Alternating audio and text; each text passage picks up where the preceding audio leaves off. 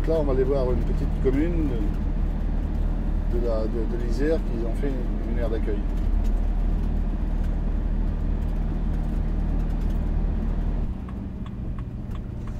Voilà, on va aller sur l'aire d'accueil.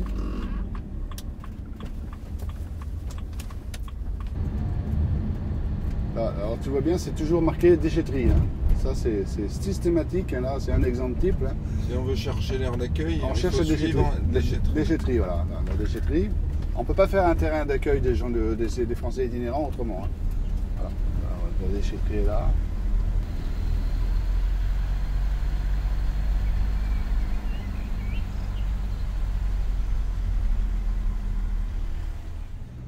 Alors, je ne les connais pas les familles, donc on ne va pas les filmer. Parce que je ne sais pas qui c'est. Voilà. Ça c'est carrément l'exemple type des petites aires d'accueil près des stations d'épuration ou des déchetteries. C'est un exemple. Voilà.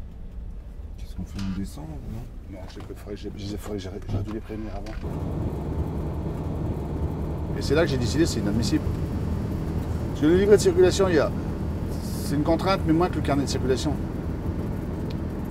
Mais c'est une discrimination quand même, bien sûr. Mais c'est toujours ce qui nous a différenciés avec les sédentaires, c'est que souvent les sédentaires, ils croient que nous sommes des étrangers. Et non, on n'est pas des étrangers. Hein.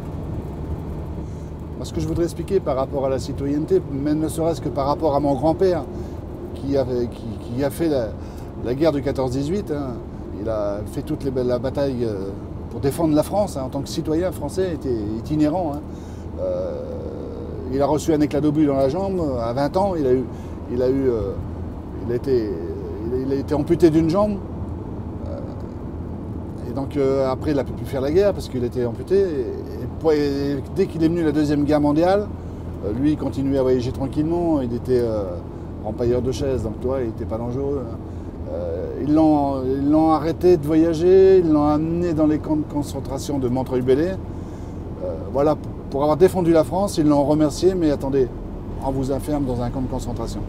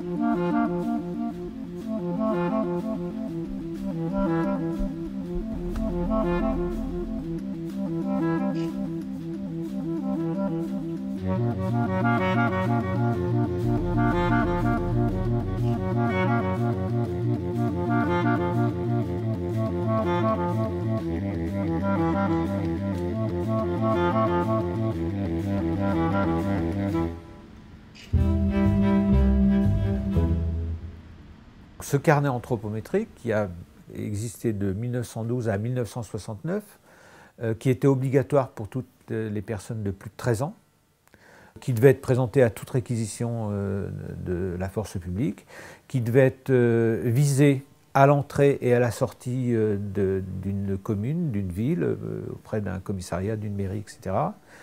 Donc c'était un dispositif très très lourd, qui en plus était accompagné d'un carnet familial, donc carnet familial aussi qui était très très lourd, sur lequel en fait étaient indiqués tous les membres de la famille. Tous les gens qui étaient inscrits sur ce carnet devaient être présents au moment où il était présenté. S'il manquait quelqu'un, ben, il y avait tout de suite suspicion de délit.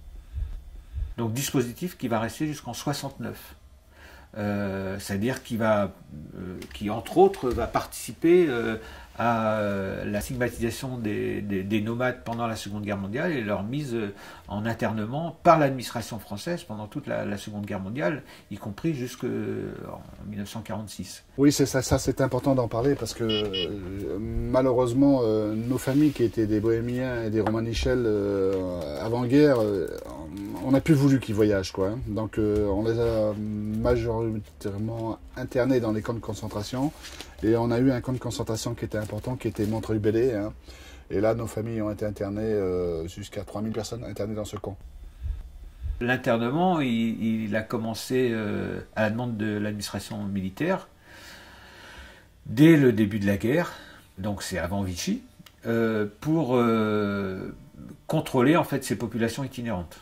Comme c'est un peu la débâcle, ils sont plus ou moins bien gérés, plutôt mal gérés. L'approvisionnement ne va pas toujours se faire dans de bonnes conditions, donc il va y avoir un taux de mortalité énorme. Quand l'administration allemande prend conscience qu'il y a eu ce dispositif qui a été mis en place, tout de suite elle réactive, en disant c'est formidable, vous avez déjà commencé le boulot, continuez. Et donc pendant toute la guerre, en fait, c'est l'administration française qui va avoir la charge de maintenir cette population en internement pendant le conflit, pendant l'occupation. Alors, à savoir que ces camps d'internement vont exister dans la zone occupée, donc sous administration allemande mais déléguée à l'administration française, et dans la zone dite libre, donc là, sous le régime de Vichy. Ça a été catastrophique parce que ils étaient internés, donc les familles étaient dans ces camps. Ils en restaient jusqu'à la fin de la guerre, et même plus longtemps, ils en restaient 1 an de plus, alors qu'ils auraient dû sortir aussitôt après. Et comme ils sortaient, tout était spolié, donc ils n'avaient plus leur caravane à chevaux, ils n'avaient plus leurs chevaux, et donc il fallait qu'ils pratiquement se sédentarisent, quoi. Hein. Et beaucoup de familles se sont sédentarisées après-guerre à cause de ça. Soit elles ont les moyens d'acheter, et puis de se fondre dans la population, soit elles n'en ont pas les moyens et du coup vont se sédentariser dans une grande précarité. Et les situations de grande précarité des gens du voyage aujourd'hui sont souvent issues de cette période d'après-guerre où certaines familles n'ont pas eu les moyens de redémarrer économiquement, quoi. Oui, mon père m'en parlait pas trop parce que c'était un mauvais passage dans leur vie. Hein. Mon père a été interné 18 mois, et puis ses frères, et puis mes grands-parents à Montreuil-Bellay. Et ils ont sorti juste avant la fin de la guerre, parce que ils avaient trouvé un endroit pour être un terrain, une maison à louer, mais il fallait qu'ils soient dans cette maison et qu'ils ne continuent plus l'itinérance comme ils avaient l'habitude de vivre, quoi. Donc ils ont vécu 6 mois ou 9 mois sédentaires, et dès qu'ils ont gagné un peu de sous après-guerre, ils ont pu reprendre la route, quoi. C'est ce qu'ils ont reparti, sur le voyage. Et nous, on est la descendance de ces familles-là. Sur dénonciation, il y a des personnes tziganes qui vont être envoyées directement dans des camps de concentration et d'extermination. J'ai plus mon grand-père, mais je sais que mon grand-père et mon père m'ont expliqué qu'il a perdu ses frères dedans. Mais dire comment ça s'est passé, expliquer comment... Je sais qu'ils sont morts dans les chambres à gaz, mais après, je ne sais pas plus. J'ai pas trop... Voilà. Je sais que mon père a perdu tous ses oncles. Mais c'est tout.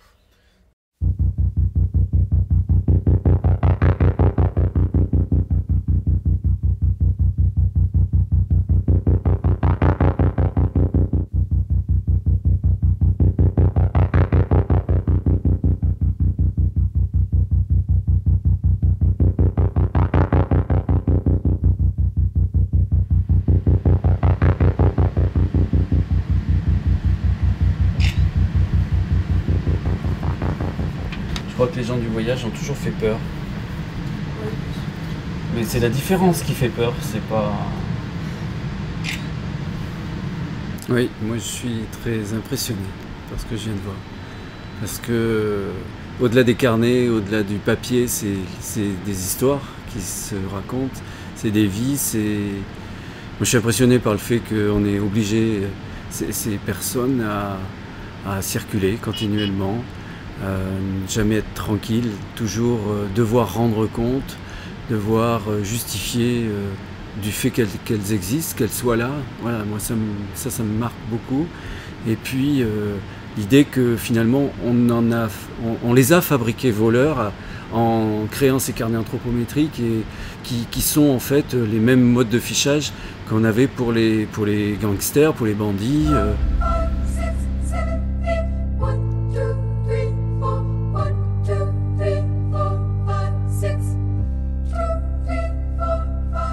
Dispositif qui va exister jusqu'en 69. En 69, révision de la loi. Ça veut dire qu'en fait, à l'époque, le ministère de l'Intérieur considère que cette population est plutôt en voie d'extinction et en voie de disparition. Il reste très peu, selon eux, d'itinérants, donc on peut assouplir la loi. Mais on va la conserver, donc on va créer cette catégorie de gens du voyage. Avant 69, le carnet nomade doit être présenté à chaque déplacement. À partir de 69, le carnet de circulation doit être présenté tous les 3 mois. Bon. Et le livret forain, donc le livret spécial de circulation, lui, il doit être contrôlé tous les ans, enfin bon, sur d'autres modalités. Aujourd'hui, il y a 2 lois, en gros, qui concernent les gens du voyage, même si ça ne s'appelle pas comme ça. Bon. Donc il y a cette loi de 69, qui met en place un dispositif de contrôle, plutôt, hein, on va dire. Et puis la loi de 2000, qui est en fait un dispositif qui prend en compte en fait la réalité de l'itinérance, et donc qui essaie de l'organiser. Bon.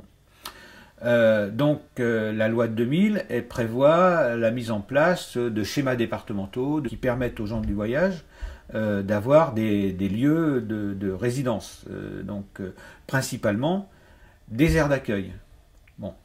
Donc l'objectif de la loi de 2000, c'était de créer suffisamment d'aires d'accueil pour les voyageurs. Bon. L'objectif n'est pas atteint, on est en gros à la moitié simplement. Il y a des régions où il y en a plus que ce qui est prévu, et puis il y en a d'autres, enfin des régions, il n'y en a pas beaucoup, hein, il y a quelques départements, mais il y a des départements où il n'y a pas une seule aire d'accueil, par exemple.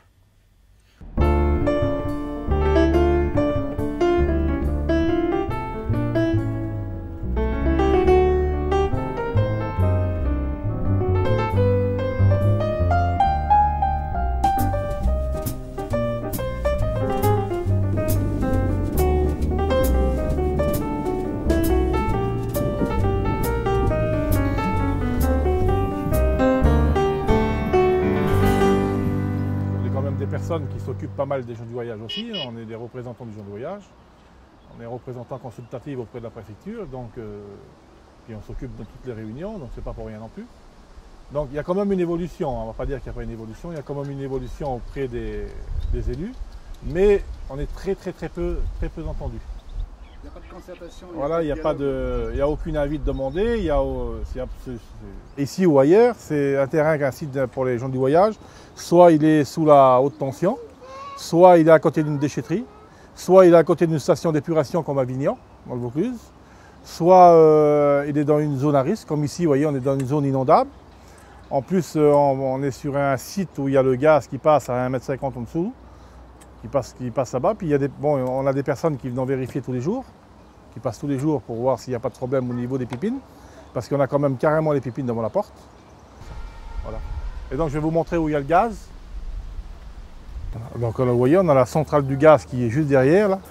Le gaz il passe comme ça, il passe sur le terrain et puis il passe devant chez moi là-bas, il fait tout le vent.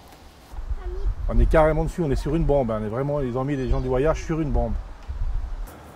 Alors ça c'est des digues pour arrêter l'eau en cas d'inondation. Ah oui, on est du mauvais côté de la digue, c'est le cas de le dire. On est vraiment d'un côté, on est vraiment sur un site dangereux, quoi.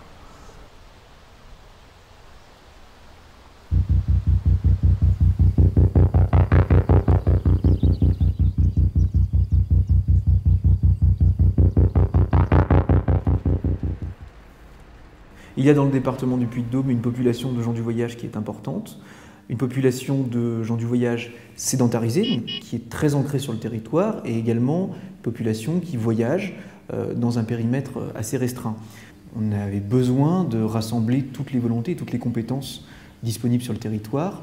Et la manifestation de ce rassemblement de compétences et de volontés, c'est un accord entre le Conseil général et l'État sur la création d'un schéma qui a été construit sur la base d'un diagnostic et dont la mise en œuvre et la réalisation a été confiée à une maîtrise d'œuvre urbaine et sociale qui est l'ASGSGV, l'Association de gestion du schéma d'accueil des gens du voyage, dans le département du Puy-de-Dôme. Avec comme objet principal dans ces statuts la mise en œuvre du schéma d'accueil et d'habitat. Donc c'est une ressource d'ingénierie au service des collectivités territoriales.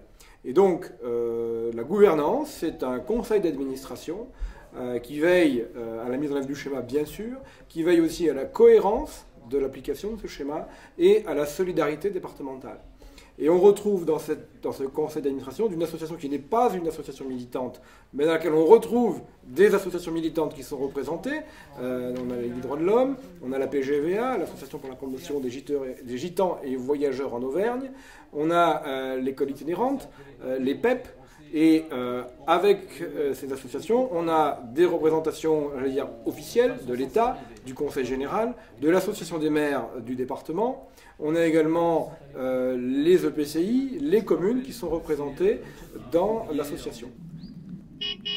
Donc on se trouve sur l'aire d'accueil de Randan, donc au nord-est du département. Voilà. Les voyageurs qui ont besoin d'un stationnement viennent sur l'aire d'accueil. S'il y a une place disponible, ils s'installent sur un emplacement.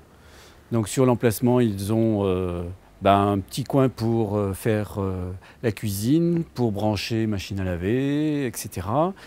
Et ils ont une douche et un WC privatif.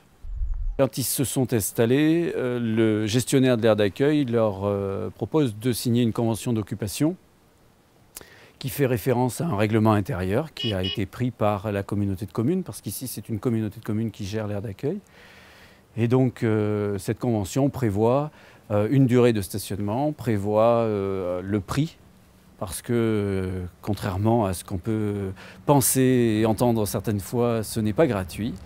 Les voyageurs payent une redevance journalière sur l'aire d'accueil, ainsi que l'eau et l'électricité.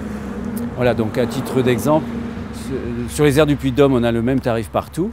Et donc, ils payent 2 € pour 2 caravanes par jour, plus l'électricité et l'eau, qu'ils payent au fur et à mesure de leur consommation.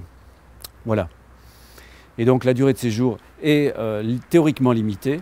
Je dis théoriquement parce que, comme pour beaucoup d'aires du Puy-de-Dôme, les voyageurs n'ayant pas d'autre solution de résidence, restent sur l'aire des fois beaucoup plus longtemps que ce qui serait normalement une durée logique de stationnement. Voilà, et ça c'est un souci que l'on a évidemment. On n'est pas les seuls, je pense qu'il y a d'autres départements qui ont les mêmes soucis, mais ces familles ici ont un besoin d'habitat qui n'est pas satisfait. Et l'aire d'accueil, en fait, leur permet d'avoir le confort minimum pour vivre, de l'eau, de l'électricité. Autrement, ils seraient sans doute au bord d'un chemin sans ces éléments de confort minimaux et essentiels. Enfin, quand même, voilà, difficile d'imaginer de vivre sans eau, sans électricité en 2014. Et pourtant, c'est le cas quand même de nombreuses familles encore, y compris dans le département du Puy-de-Dôme. Et alors pourquoi leur désir d'habitat n'est pas satisfait? Parce que les mairies... Parce que c'est complexe de faire de l'habitat. Il faut un portage politique fort, d'abord, une décision politique. Ensuite, il faut avoir du terrain, parce que c'est le nerf de la guerre. Si on n'a pas de terrain, on ne va pas faire d'habitat, que ce soit de l'habitat social avec un bailleur, du logement social, ou que ce soit du terrain familial. De toute façon, il faudra toujours du foncier. Donc voilà, la première chose, volonté politique. Deuxième, le foncier. Et à partir de là, en général, on arrive toujours à trouver des solutions. Mais si ces deux conditions ne sont pas réunies, donc ici, en l'occurrence, pour l'instant, ces conditions-là ne sont pas réunies sur ce territoire-là. Donc on a l'aire d'accueil. Et puis voilà, donc on a un certain nombre de voyageurs qui vivent sur des terrains privés qu'ils ont achetés. Et puis on a encore des voyageurs qui sont sur des terrains et privés et publics avec plus ou moins de confort. Des fois, en tout cas, ils n'ont pas tous les réseaux, ça c'est certain. ils peuvent avoir l'électricité sans avoir l'eau ou inversement. Voilà. Situation donc de précarité. Donc ici, on a des voyageurs qui restent longtemps parce que justement, ils n'ont pas d'autre solution, quoi. Et avec des problèmes de santé en particulier qui nécessitent qu'ils aient de l'électricité tout le temps, ce qui fait qu'ils ne peuvent pas quitter l'aire d'accueil pour se retrouver au bord d'un chemin sans électricité. C'est leur santé qui est en jeu. Voilà, on va voir Juliette. Ah si, on va voir Juliette. Non, laisse-moi. Non, juste pour dire que Juliette, elle a une très belle roulotte Oui, qui a été faite par un voyageur. Ben oui. Voilà, que je connais bien. Oui. Hein, un voyageur qui a très bien travaillé. Ben je suis contente d'avoir. Hein. Ouais, il fait ça à temps perdu. J'ai trop aimé une roulotte et puis voilà. Ouais. Elle est belle, hein. Pourquoi une C'est roulotte? là, parce que c'est notre coutume d'avant, Ouais. de très longtemps de mes parents. Et voilà, alors ça m'a plu d'en avoir une. Voilà. Elle est plus tirée par un Puis, cheval, celle-là. Je suis née d'une roulotte. C'est vrai? C'est ça le problème. C'est pas un problème? Ben non, mais vraiment, je suis née dedans. Ouais. On a eu 12 frères et sœurs, ils sont tous nés dans la roulotte. Et ça vous va d'être ici, Juliette, sur l'aire d'accueil? Eh ben, disons, oui, mais avec le confort qu'on a, c'est pas terrible, quoi, terrible. C'est vrai, nos choses sont tous dehors, le congèle, la machine à laver, tout, ça gèle de l'hiver. C'est pas évident, et puis on sort, vraiment, c'est froid dehors. Et qu'est-ce qu'il faudrait alors? Des choses sont dehors. Ouais. On n'a pas de place pour ranger, quoi. On n'a rien. Ça serait encore un petit garage, on mettrait tout dedans, mais voilà. Qu'est-ce que vous voudriez, vous, Juliette? Une petite maison. Une petite maison. Et voilà. Puis on est comme les autres. Hein. On est des... Comment je veux dire? On n'est pas sédentaires, mais gens du voyage, voilà. Voilà. Et oui, ça n'empêche pas. Hein, on peut rester sur place et rester gens du voyage. Voilà. Mais malheureusement qu'on ne circule plus. Et oui. Dommage. Et oui. Dommage qu'on ne fait plus de route et tout, voilà. Vous aimiez bien la route? Ah là. Oui. Non, je ne dis pas. Moi, j'aimais bien, moi. Ouais. Vous aimeriez repartir, par exemple? Un cheval, surtout, avec. Ah oui. J'aimerais bien, c'est vrai. Hein. Mon mari, ça n'aurait été pas dialysé. Hein. On aurait pu acheter un cheval et puis partir pour 2 mois, puis en revenir là. Et on aurait pu trouver un petit quelque chose pour le cheval qui broute, quoi. Mais il y a assez d'arbres là. On aurait pu le mettre là. Mais malheureusement, mon mari est bien en parfaite santé, quoi. Ben oui. Voilà. On est là. Ça fait depuis 2008 je suis là. Que veux-tu? On est là. On y reste. Mais où aller? Il n'y a pas d'autre place. Voilà. Ça fait un an que j'ai la carte d'identité maintenant. Oui. Avant, on tamponnait tous les 3 mois. Voilà. On signait tous les 5 ans. Mais on en avait vraiment bras-le-bol, hein, à la force. Alors on allait tous les 3 mois, hop, il fallait qu'on voit un gendarme. Et qu'est-ce que ça vous donnait comme impression? Et vous aviez l'impression de quoi? Pour nous, c'était pas bien. Ouais. On avait marre et on disait on voudrait des cartes d'identité comme les sédentaires. Ouais. Ah oui. Vous aviez l'impression de quoi? D'être fiché, d'être... Pourquoi les gens on les voyait à la poste comme ça? Oui. Ils avaient leur carte. Nous, on a nos carnets là, on aurait dit des livres. Oui. C'est vrai, hein. Alors les gens, ils avaient des cartes d'identité et je sais pas pourquoi qu'on n'en avait pas. Et maintenant, on a le droit. Mais avant, vous aviez le droit aussi. Mais personne ne vous l'a dit. Alors, voyez, hein. C'est quand même malheureux. Les gendarmes ne nous disaient rien. Eh oui, c'est malheureux. Hein. C'est vrai. Les gendarmes ne nous disaient rien. Eh oui. Voilà, voilà. Bien. Prends plutôt ma roulotte, pas la vieille. C'est une vieille caravane. Ça, c'est beau pour prendre filmer. Et alors, ils vont voir ça à la télé, c'est joli, ça. Hein? Ça, c'est joli. C'est plus joli qu'une vieille caravane. Ma caravane, là, où, tu sais. Ouais. Et on n'en voit pas souvent. Non.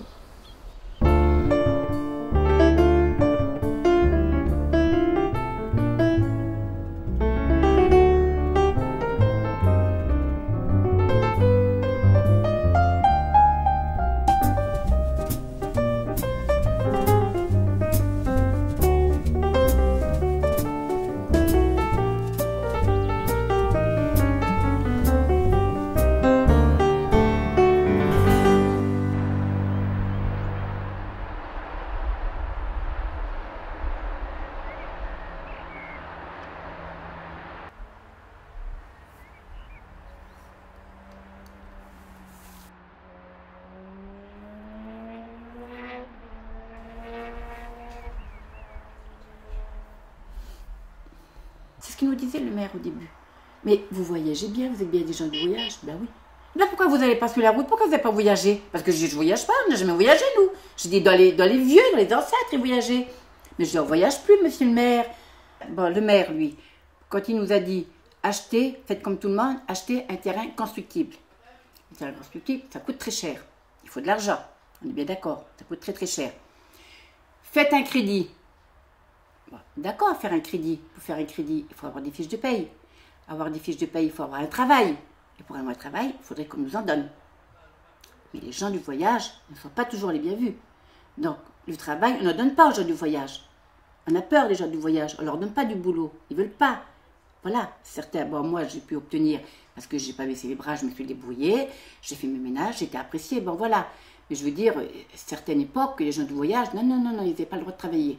Donc, pas de travail, pas de fiche de paye, pas de fiche de paye, pas de crédit, on n'a pas d'argent pour acheter des terrains constructibles. Donc on achète avec nos moyens. On a bien essayé de percer ce mystère, mais jamais. Tout ce qu'on sait, c'est qu'on ne nous aime pas. Voilà. Enfin, certaines personnes maintenant arrivent à nous apprécier, c'est ce que je dis, mais bon, c'est vrai que quelque part, on reste les gens du voyage. Quand on écoute parler des gens du voyage, c'est les gens du voyage, et voilà. On porte ce nom marqué en gros dans le dos, même sur le front, on le porte. Voilà, il est très visible, très visible. Moi, je suis gitane et je reste gitane. Ça, c'est dans mes origines. Mais jamais au grand jamais, je ne voudrais renier mes origines.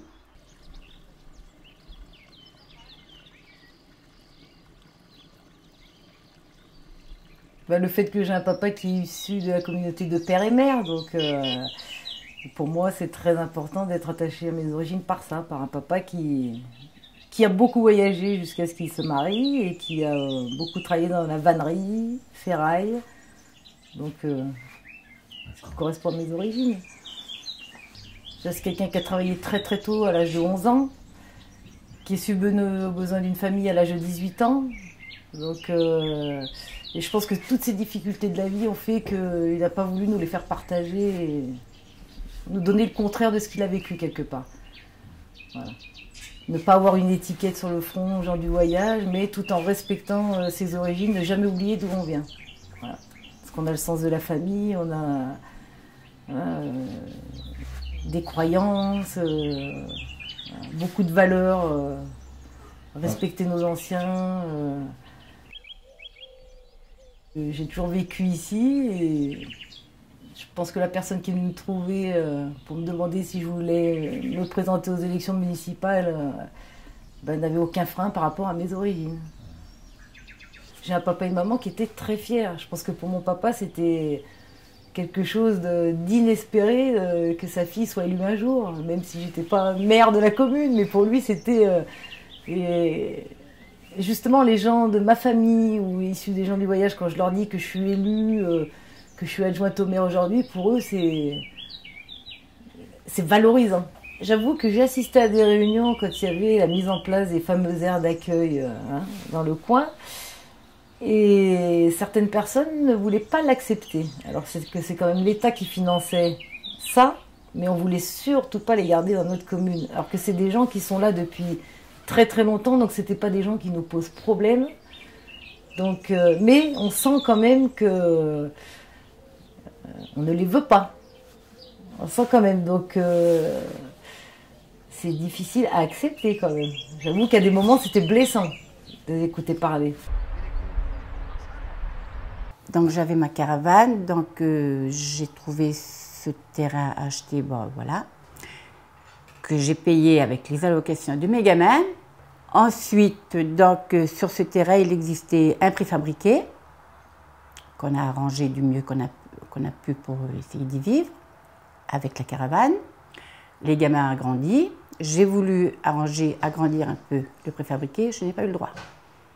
Bon, bien sûr. Pas d'eau, pas d'électricité, donc on s'est débrouillé avec un groupe électrogène. Le problème, c'est que je prenais l'eau au cimetière à Pérignat. On a coupé l'eau parce qu'on n'avait pas le droit de prendre de l'eau. Voilà. Donc on a creusé un puits qui était impropre à la consommation, mais on pouvait s'en servir pour faire de la lessive, enfin pour beaucoup de choses. Sauf que j'achetais des colis de bouteilles d'eau, voilà, pour la consommation. Donc on en a eu marre, mais bon, voilà, on en a resté ainsi pendant des années. Voilà, tranquille. Ben, 27 ans. Depuis 27 ans. Le courrier, c'est ça que j'ai oublié de dire au début. Je suis restée 4 mois sans allocation familiale. 4 mois sans courrier.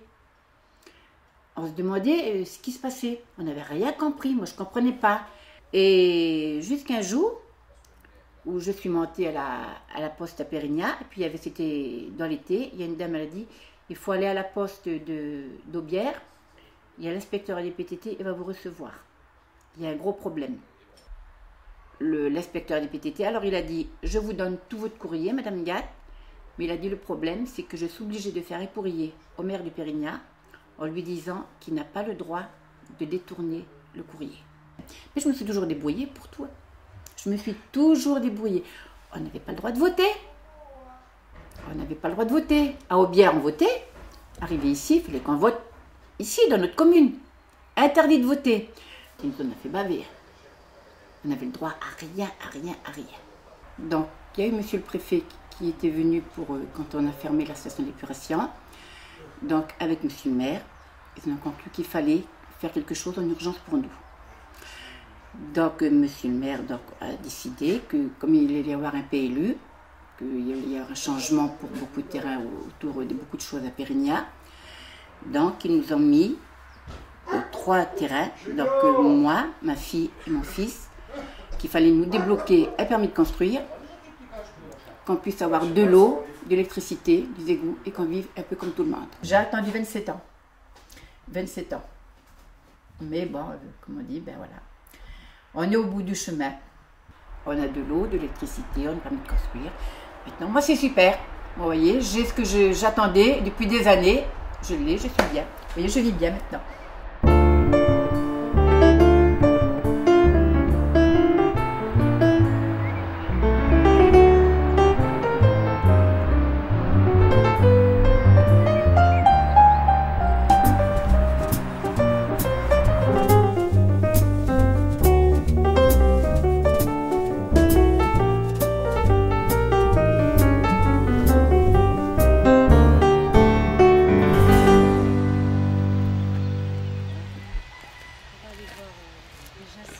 Et comme ça, voilà, avec ici il y a le garage. Si on met une maison non, si on met une maison basse, ça veut dire Et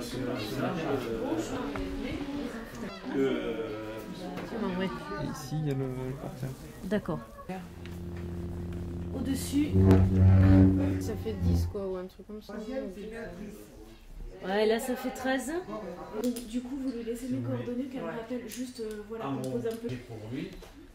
Alors, en fait, je refais le point avec toutes les familles par rapport aux démarches qui ont entrepris et qui habitent réellement sur site, pour savoir si ces personnes-là vont faire partie de la MOUS, la maîtrise d'œuvre urbaine et sociale.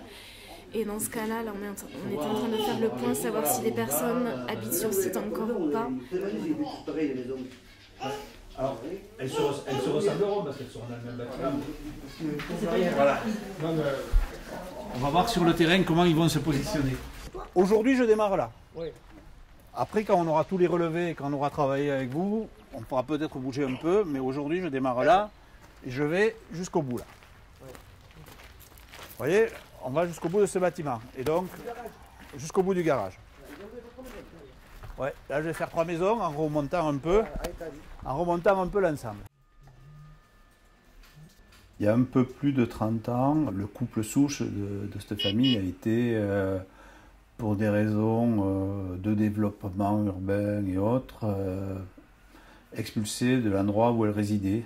Au départ, elle était initialement expulsée sans solution, parce que, ce que disait un peu François ce matin, nous on n'est pas racistes, mais par contre les gens sont racistes à notre égard. Est-ce que vous vivez au quotidien ou de temps en temps la discrimination? C'est bon ça. C'est-à-dire le racisme? Non, à l'extérieur. Non. À l'extérieur, hein, pas ici. Hein. Non, racisme, on aime tout le monde, nous. Hein. Non, mais est-ce qu'à l'extérieur, il y en a qui ont des réactions racistes à votre égard? Ah, les Français? Oui, quand on va dans les magasins, c'est sûr. Vous n'êtes pas française, vous? Oui, je suis française, mais pour les gens, pour les Français, on est gitans. Même pour les Français, sur la quantité, moi je suis né à Toulouse, je suis nationalité française, mes enfants sont français. Et quand on rentre dans un magasin, la première chose, il y a le vigile, il va nous suivre à nous. Bon, pas nous, c'est pas le cas ici, parce que ça fait 30 ans qu'on habite ici. Ça fait 30 ans que tu vas à Fenouillet, tu parles de la famille Soulès, et ils vont te dire, c'est des gens bien. Et donc, effectivement, c'est pas parce qu'on récupérait le terrain, qu'on les mettait dehors, qu'on se sentait obligé de proposer un relogement. Un certain nombre d'associations ont réussi à intercéder de façon forte auprès des élus de la ville de Toulouse. Et donc, on a relogé cette famille avec ses 7 ou 8 enfants dans cette parcelle agricole qui appartenait à la ville, qui était à l'époque désaffectée, et on leur a dit on vous loue la partie habitation. Et cette famille s'est jamais plainte, y compris que cette construction était déjà à la limite des normes, mais qui était entre guillemets quand même une vraie réponse à cette famille. Et une fois qu'on a apporté la réponse, l'élu, il a repris son rôle d'élu, qui n'est pas un rôle de travailleur social, et il s'est intéressé à la politique, il ne s'est pas intéressé au suivi quotidien des gens, qu'on a laissé en gros s'enfermer là-dedans. On les y a laissés s'y débrouiller, ils s'y sont débrouillés. Quand les enfants ont voulu décohabiter, on leur a dit vous êtes bien, vous n'avez qu'à rester là. Et ils ne partent pas, parce qu'on habite ici, ça fait 30 ans. Ça fait 30 ans que moi, mon fils il est marié, il a 2 enfants, il a son carré. Et on s'est retrouvé dans la situation actuelle aujourd'hui avec quasiment 7 ménages, le ménage souche, plus des enfants, plus des petits-enfants. On est une trentaine. Mais moi je suis, mon fils il est 4, moi je suis 4, 3, 7. Moi mes enfants Michel ils sont 3, Nicolas est 3, on est une vingtaine quoi. Qui sont là, et il y a toujours, jusqu'à il y a 2 ans, il y avait toujours pas de WC et uniquement cette salle de bain bricolée. Bon, ça c'est moi qui l'ai construit. Hein.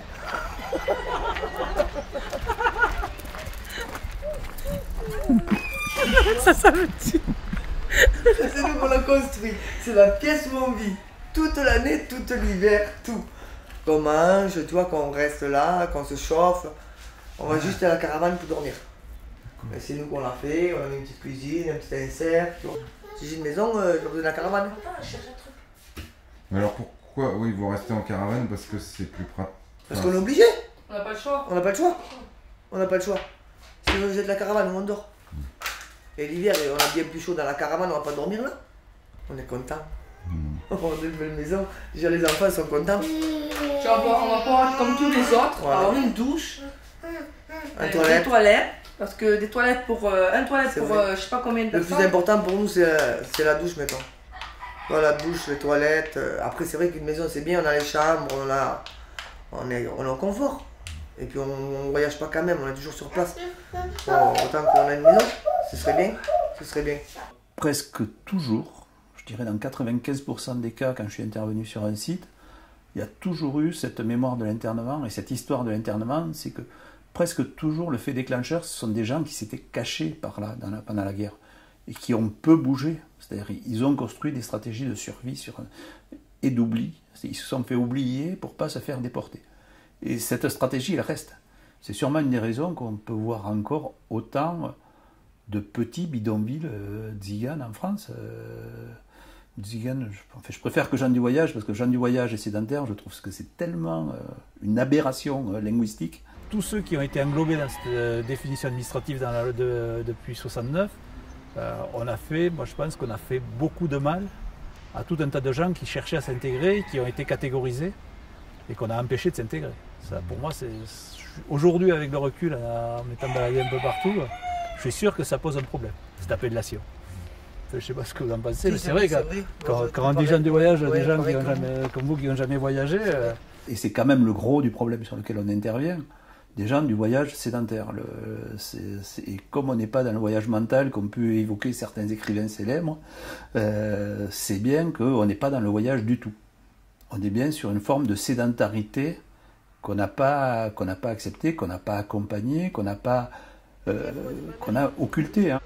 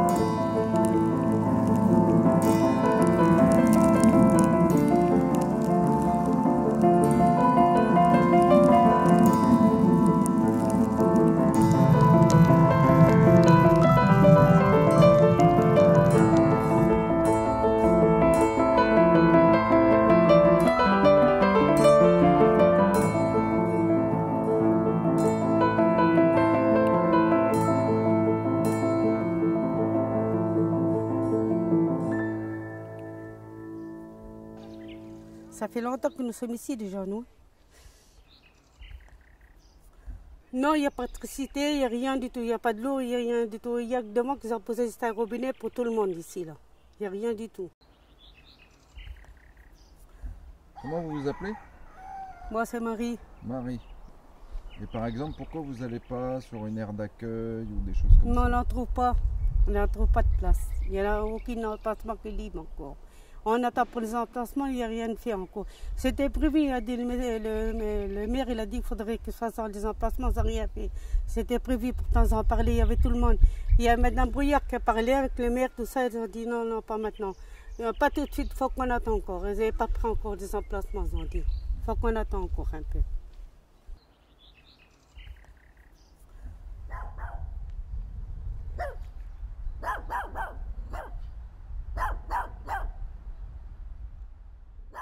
Le chemin des limites, c'est un lieu à la périphérie de Bordeaux, à la périphérie de la communauté urbaine, sur une communauté de communes, où vivent depuis une quarantaine d'années, environ une vingtaine de familles qui se sont installées là parce qu'elles y étaient venues travailler. Elles travaillent la vigne, la ferraille, le commerce.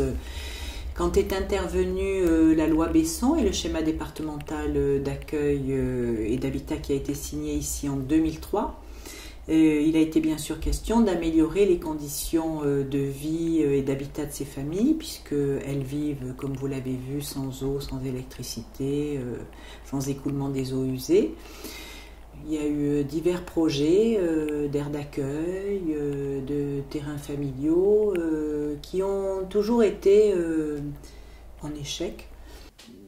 Ça traduit un petit peu que pour certaines personnes, il serait presque normal que les gens du voyage y vivent dans des conditions indécentes. Ça choque beaucoup moins de gens qu'on ne le pense. Enfin, j'ai déjà entendu, lorsque nous avons contribué avec des élus à monter des projets pour une transformation de l'habitat de familles qui vivaient comme ici, il y avait certaines personnes qui disent « Ah, mais on aurait pu laisser les gens comme ils vivaient parce qu'ils préféraient. » Ah bon ? On préfère vivre sans eau, sans électricité, parfois mordu par les rats, dans des conditions d'indigne et de rejet à la périphérie de tout. Je pense que c'est pas forcément un choix. Comme si la culture, c'était ça. Alors que là, il est question de traiter des questions sociales, des questions d'exclusion sociale. Ça n'a rien à voir avec la culture.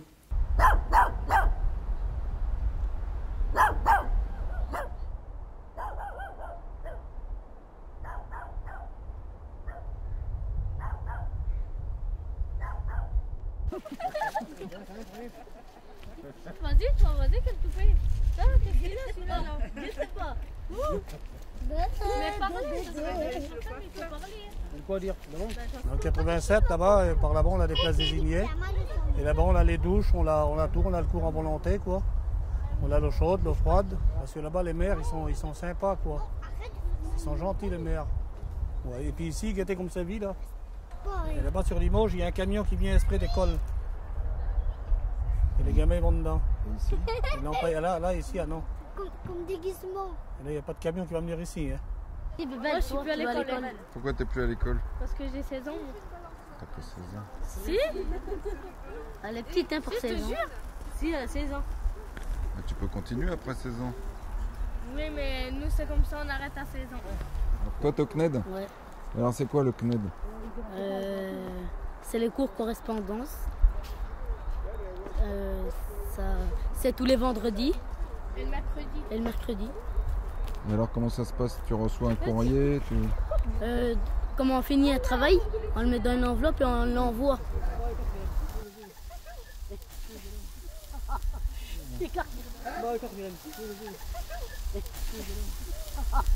Comme les Indiens, oui. Vous vivez comme les Indiens? Ah oui, c'est vrai. Hein. Alors, pourquoi vous vivez comme les Indiens? Parce que le maire il fout mal. On n'a pas d'eau, pas de courant, on n'a rien du tout. On attend toujours. Pour le moment, il n'y a rien. Enfin, c'est prévu. C'est prévu. Il y a un temps, on est là. Hein. Il y a très longtemps. Ailleurs, c'est pas comme ça ailleurs.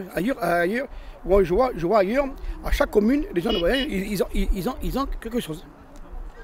C'est vrai, ils ont, et même qu'ils payent, c'est normal, ils payent. C'est comme tout. Nous, on ne demande pas à avoir le confort. On ne demande pas mais au moins qu'elle a quelque chose à nous. Comme tous les voyages, comme tous les gens de voyage, c'est que fait ça. Ils en ont partout dedans. Je vois qu'il n'y a que nous. Il n'y a que nous qu'on est comme ça. C'est vrai. Ouais. Moi, je trouve c'est déjà pas mal. Le propriétaire déjà qui décide, qui nous laisse. C'est déjà pas mal. Parce que c'est provisoire. Il faut le laisser comme 1 an, comme 2 ans, comme 6 mois, comme 1 mois, comme 3 mois. Et comme, je sais pas moi. Franchement, pour nous, c'est pas facile. Et il faut qu'on se retrouve bon après, ils feront les plats. Ils doivent tous des bonnes promesses et puis ils ne feront jamais rien.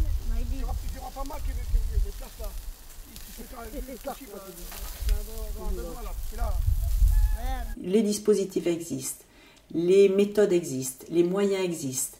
Là, le diagnostic, il est fait, à savoir combien de familles, combien d'enfants, ce que veulent les familles, etc.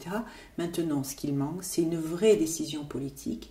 Une décision politique et un marquage, et après, on va engager. Alors, un maire qui voudrait refuser de voir la réalité, moi je lui dirais tout simplement que c'est pas en cassant le thermomètre qu'on fait baisser la température, et que, au contraire, ce qui fait force et ce qui fait avancer la République, c'est le lien social.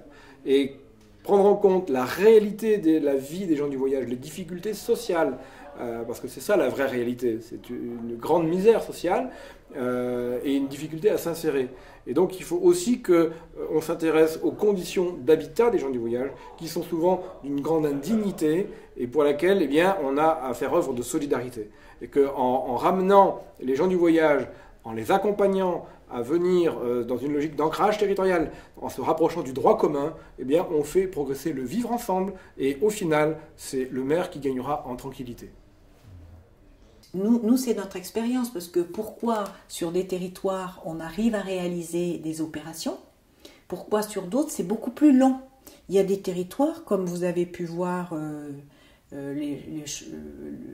Senon-Artigues, les terrains familiaux, même si ça a demandé 3-4 ans, parce que c'est aussi le temps d'un projet, mais les choses se sont relativement rapidement mises en œuvre.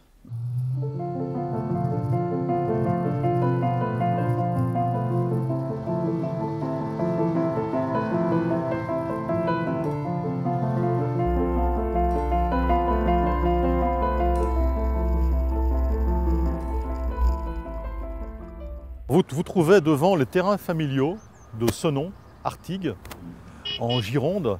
Ces terrains familiaux ont été livrés en août 2011, il y a 3 ans maintenant. Et nous sommes partis d'un double constat. Premièrement, nos 2 communes de Senon et Artigues avaient l'obligation de créer une aire d'accueil. Deuxièmement, nous avions, nous, sur nos terrains, des familles, 12 familles environ, qui souhaitaient pouvoir être logées dans des conditions moins précaires. Effectivement, quelques-unes d'entre elles vivaient à l'entrée d'une usine d'incinération, au milieu des rats, des serpents, enfin, c'était assez odieux. Et l'option a été choisie par la mairie de Senon de créer des terrains familiaux, c'est-à-dire des lieux où on pourrait regrouper des familles et construire des petites maisons avec des pièces à vivre, des sanitaires, et entourer cela d'emplacements pour pouvoir mettre 2 caravanes et les voitures.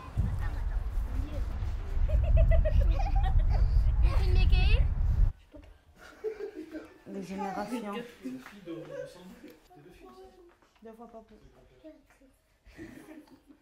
On n'est plus en dessous de la pluie, quoi. Pour faire les vaisselles, tout ça. Là, on est un peu sur le dur. Là, on est dans les maisons. On fait les vaisselles à l'abri, tout ça.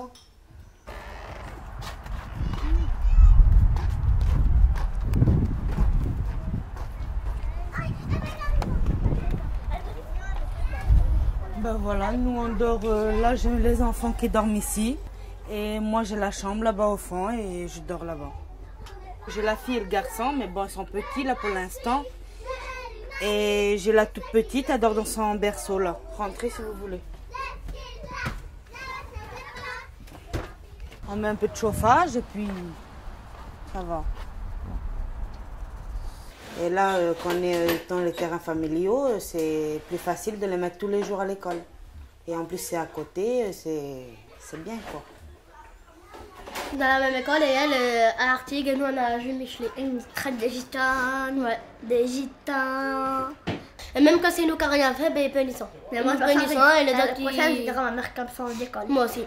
De toute façon, moi, je ne serai plus dans l'école, et je vais aller dans cette école. Oui, moi dans mon école, jamais ils me traitent. Mais elle est bien.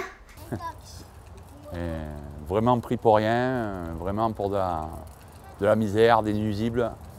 Que ça, que du nuisible. Et rien d'autre. Donc aucun bon jugement, toujours du mauvais jugement, toujours de vieilles rancunes, de vieilles histoires. Et forcément, lorsqu'il y a une histoire, ben, ça se finit forcément mal parce que on est rabaissé plus bas que terre. Par la police, par tout le monde, hein. Que ce soit par les sédentaires, par tout le monde. Il n'y a aucune concession, aucune explication, tous catalogués dans le même sac, sans savoir si c'est vrai ou c'est pas vrai. On est déjà jugé d'avance. Moi, je sais pas. Moi, mais... Ben, moi, comme tous les gens comme tous les femmes des gens du voyage, je voudrais rester chez moi, faire les affaires. Voilà, moi pareil, le ménage, les ménages, aider un petit peu mon père, et voilà, faire le ménage chez moi. Avoir une caravane, de faire les ménages, comme tout le monde, de faire les camions, comme tout le monde, comme les femmes. Mon père il me l'a dit, alors je sais pas, peut-être je vais avoir un métier, ça sera caissière à Intermarché. Soit ça ou soit maquilleuse. Peut-être en disant, mais peut-être en faire un métier. Ah non, moi je ne voudrais jamais faire un métier encore.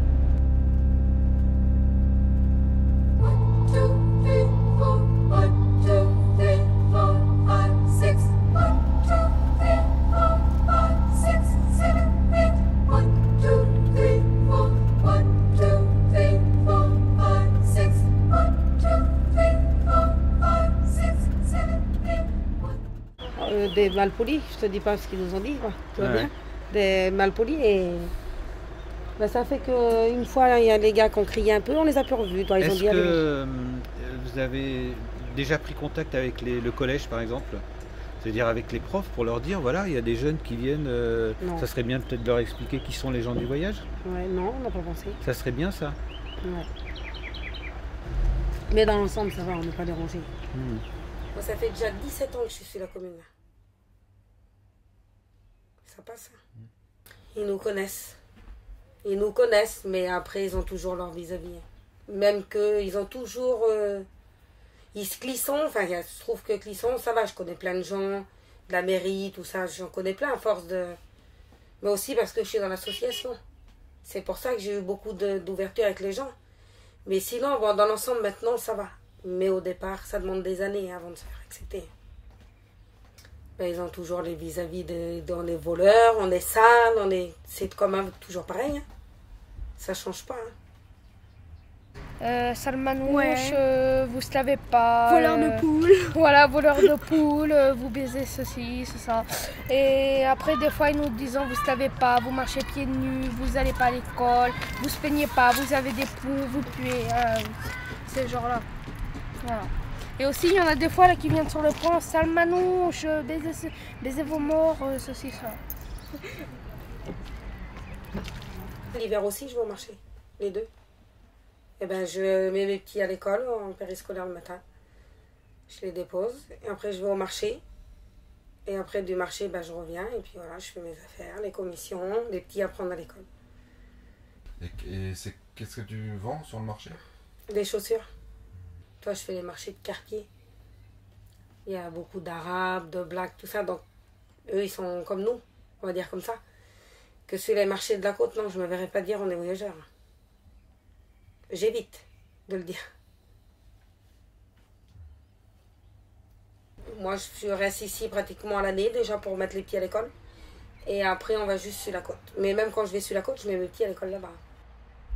On ouvre un champ et on se met dedans. Et puis forcément, ben, les gendarmes y viennent, comme d'habitude. Alors des fois, on est autorisé, des fois, on n'est pas autorisé. Des fois, ils nous laissent 15 jours, 10 jours.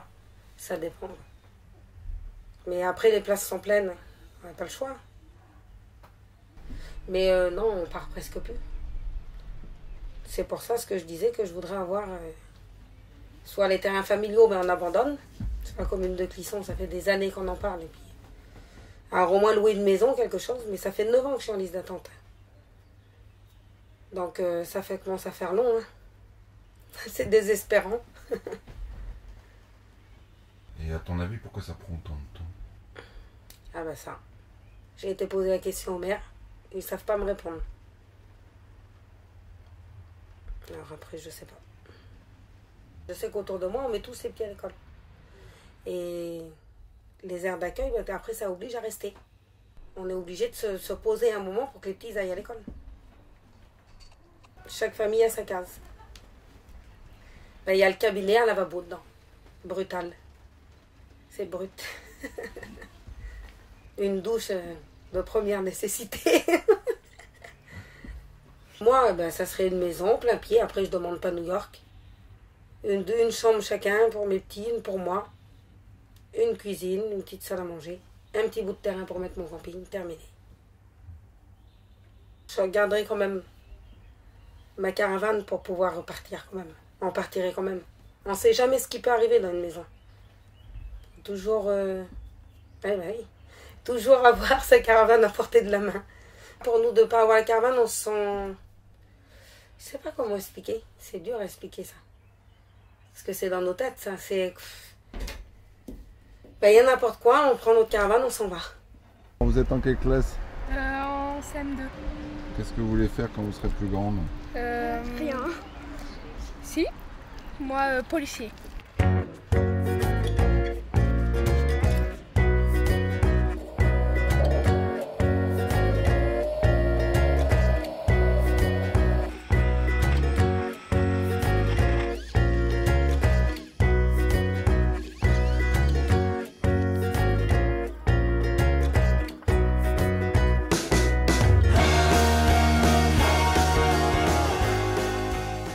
On se trouve à Grenoble, dans l'Isère. On est là d'à peu près depuis une quinzaine de jours. Les familles sont arrivées avant moi. Moi, ça fait une semaine que je suis arrivé. Et donc, on avait demandé un stationnement à la ville de Grenoble pour nous proposer un endroit pour stationner. Mais bon, ils ne nous proposaient rien. Donc, il fallait bien trouver une solution de stationnement. Hein. On est des commerçants itinérants, donc il faut qu'on travaille sur la ville de Grenoble et ses alentours. Donc, il y a ce parking qui ne servait à rien parce que c'est un parking qui servait pour une usine qui a fait faillite et qui ne marche plus. Le portail était déjà ouvert. Donc on a rentré avec nos caravanes et on est installé là. Donc la police municipale est venue nous voir. On s'est engagé justement à laisser les lieux en parfaite propreté et à respecter l'endroit où on est installé. On s'engage aussi à payer l'eau, l'électricité et une benne à ordures. Et pour expliquer à la population locale, au voisinage, on met ce panneau devant. Hein, voilà. En tant qu'association, vous voyez, c'est clair, le respect, la propreté sont exigés. Tous les frais du séjour, eau, électricité, ordre ménagère, etc. seront payés par les occupants du terrain et non par la municipalité. Alors on le met à Grenoble, mais on le met sur chaque endroit qu'on stationne avec nos groupes de familles de Français itinérants. Hein. Maintenant, j'ai plus de 300 attestations des villes de France. Où on a passé, comme quoi qui prouvent par écrit que nous sommes des gens propres, corrects et respectueux. Donc après qu'ils disent qu'on est sale, qu'on ne respecte rien, c'est de l'imaginaire. Hein. Là, ça fait 15 jours qu'il y a des familles, vous voyez, c'est propre. D'ailleurs, on a fait mettre une benne hein, qui est là, qui est à nos frais d'ailleurs. Hein, voilà. Et donc, toutes les familles mettent leurs déchets dans ces bennes. Après, je vais vous montrer, si vous voulez, pour les branchements électriques, parce que c'est important qu'on apporte aussi l'électricité, la sécurité. Donc c'est dans la région Rhône-Alpes, l'EDF fait des branchements provisoires pour les Français itinérants. Donc il nous faut un forfait. Et on a un coffret qui est là, voilà, qui est aux normes de sécurité. Hein. Vous voyez, toutes les familles ont tiré leurs câbles, donc il y a à peu près... Là, on n'est pas beaucoup, là, on est une quinzaine de familles, mais ça fait tout de suite une 25-30 caravanes, quoi, parce que chaque famille a à peu près 2 caravanes. Donc la grande caravane pour les parents et la petite caravane qui sert de cuisine ou de couchage pour les enfants. Donc après, on a fait une arrivée d'eau, je vais vous montrer aussi l'arrivée d'eau. Il y a une arrivée avec un compteur et l'eau après elle est dispatchée aux familles, alors il suffit de se raccorder. Hein. C'est des appartements roulants les caravanes de maintenant. Hein. Dedans, il suffit que ça soit raccordé à l'eau, l'électricité et ça y est, c'est fonctionnel. Ça marche, tout marche. Quoi. Bon, je vais vous montrer hein, toutes les attestations.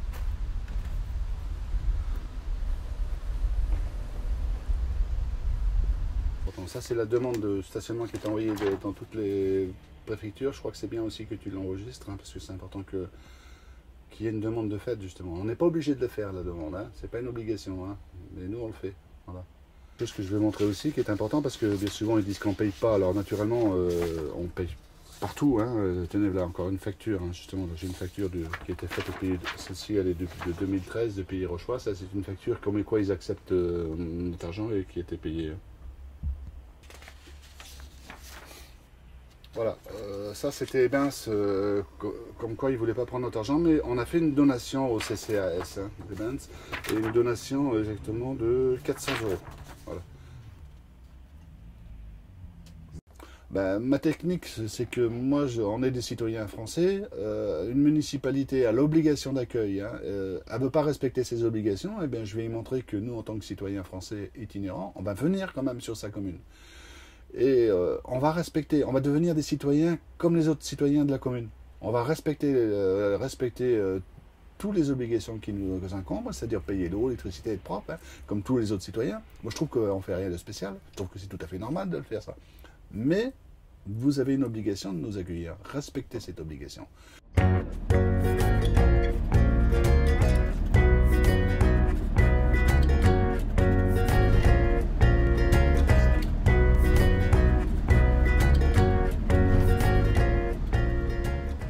Le fait commun qu'on a ensemble, c'est de défendre la même chose. Tu vois ce que je veux dire? Mais comme on s'est dit, on va chacun avoir une spécificité, tu vois, un petit truc. Et puis de toute façon, on est ensemble et on est complémentaires et on fait les choses ensemble. Et je ne fais rien sans lui et lui ne fait rien sans moi. Et on est 4 comme ça. Voilà, et on est 4 personnes comme ça. Oui, ouais, j'arrive dans un petit moment, je suis avec des journalistes et après j'arrive. C'est ta sonnerie citoyenne? Ouais. Ah oui, mais ça, c'est un effet de couple. Ça, c'est pour me rappeler tous les jours que je suis français. C'est mon plaisir que ma Marseillaise chante, parce que ma Marseillaise. Hein. L'autre combat, c'est les droits civiques. Tout simplement d'aller voter. Nous n'avons pas le droit d'aller voter. Alors, pas le droit, c'est un grand mot, mais pour moi, c'est quand je dis pas le droit, c'est la complication qui ne nous donne pas le droit. La première revendication, je pense qu'elle est là aussi. C'est de se savoir si on est français ou pas français. Alors, toutes ces choses-là m'ont permis qu'un jour, que j'en pouvais plus, et puis que je me suis dit, il faut que je laisse un avenir pour mes enfants. Et cet avenir-là, ben, c'est combattre. Donc, avec notre avocat et M. Pélex, on est rendu maintenant à avoir porté plainte à la Cour européenne des droits de l'homme pour la suppression de la loi 69. Ça a été fait en mars 2013 et c'est notre avocat Olivier Lemaillot qui a fait cette procédure, quoi. Si la France est condamnée, c'est pratiquement vraisemblable par rapport à la discrimination liée à la commune de rattachement, qui est spécifique à une partie de la population française. Chaque famille pourra porter plainte pour discrimination. Donc ça peut coûter très cher à la France, quoi. Déjà, le premier combat, c'est de supprimer ces lois de 69.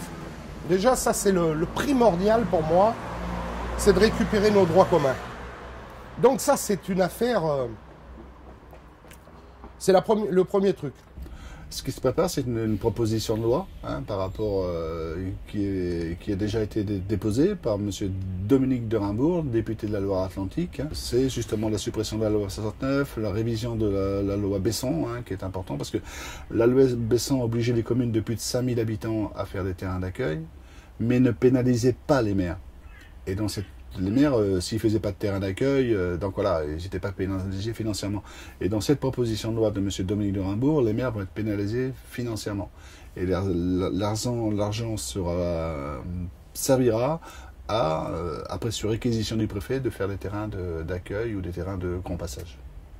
C'est ce qu'on veut, c'est que dans une démocratie, nous on est condamnés, si on est en stationnement illicite, on risque 3 750 € d'amende, c'est la loi sécurité intérieure, retrait du permis de conduire, 6 mois de prison avec sursis, et saisie du véhicule tracteur. Et tandis qu'un maire, lui, s'il n'a pas fait de terrain d'accueil, il risque rien.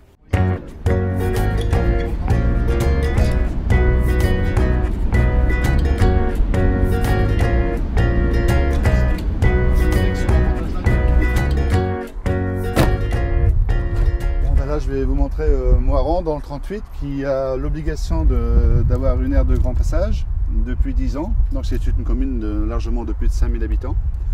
Donc là, depuis 2 années consécutives, il nous donnait un terrain sommement équipé, d'ailleurs un terrain à bétail, mais bon, qu'on prenait parce qu'il nous convenait.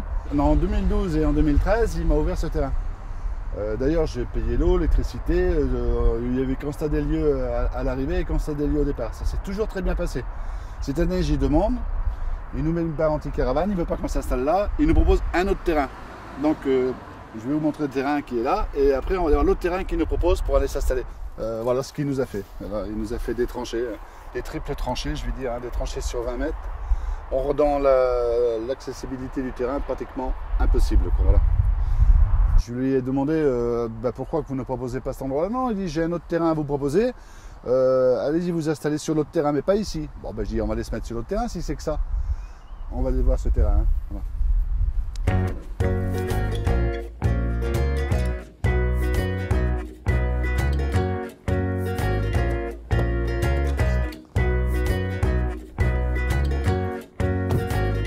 Bon, le croyant de bonne foi, je dis c'est bien monsieur le maire, dans ces conditions, nous ça ne nous dérange pas, au contraire, si vous avez trouvé un autre terrain pour s'installer dessus, on va pas faire la forte tête, on va s'y mettre. Donc jusqu'à présent ça paraissait bien, l'accès paraissait bien, tout. Mais il y a un hic.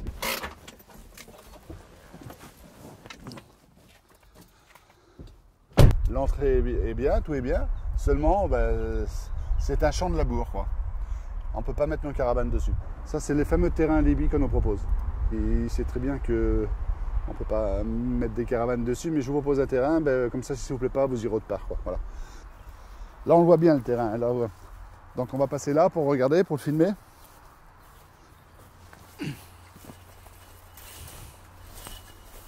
Voilà. Je crois qu'il faut bien comprendre comment voulez-vous qu'on mette des caravanes là-dessus. Voilà.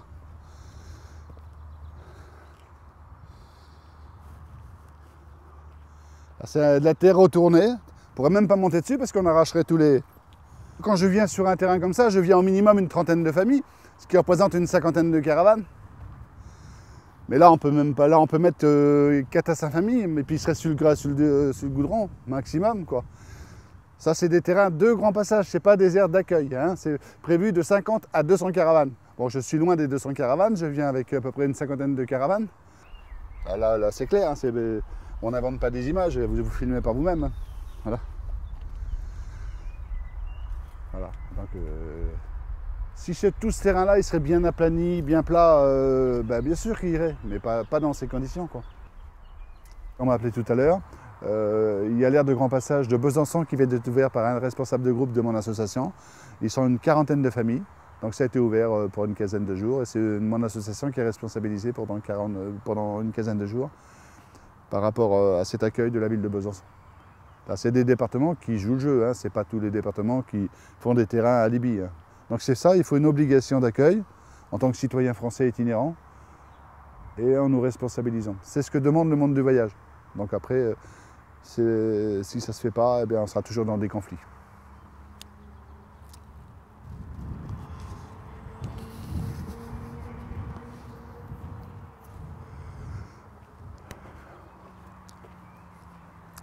Maintenant, on peut aller voir une aire d'accueil, une petite aire d'accueil qui n'est pas très loin.